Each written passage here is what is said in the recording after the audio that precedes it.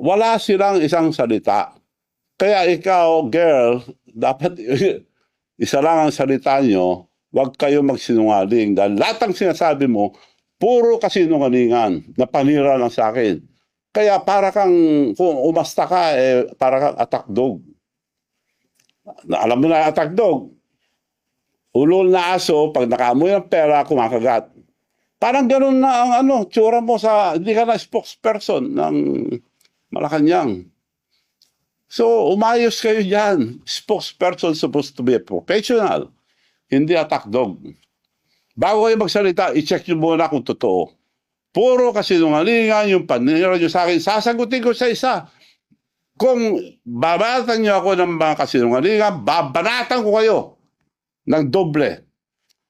Hindi ko lang nadala yung papel dito. Sa susunod, papakita ko. Senator pa lang, ang presidente, may kaso na. Yung Napoles, dinemanda na siya. Nakademanda siya. Pakuha mo nga yun. Hindi ko na nadala. Yun ang on record. Ako, binabato nyo, puro haka-haka, puro sali-salita na hindi totoo. Eto, pag nagsabi ako, totoo. Sinong may kaso? Nademanda si Senator Bongbong Marcos. Panahon ni Napoles, kasama siya ron.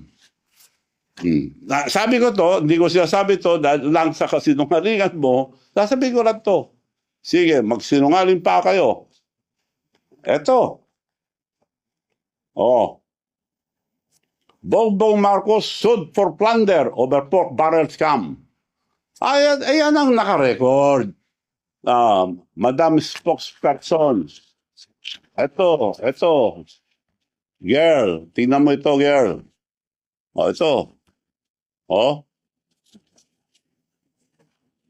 Bongbong Marcos sued for plunder.